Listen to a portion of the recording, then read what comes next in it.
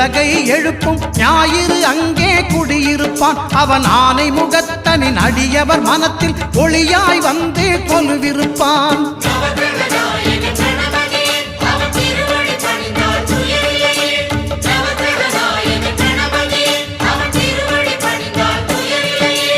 ஒன்பது கோளும் ஒன்றாய் காண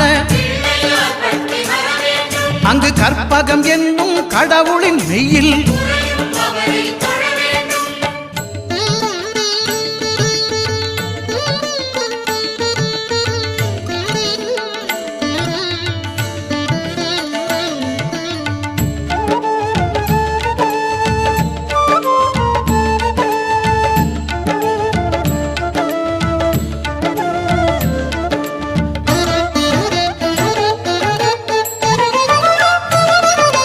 திங்கள் பகவான் திருமுகம் காண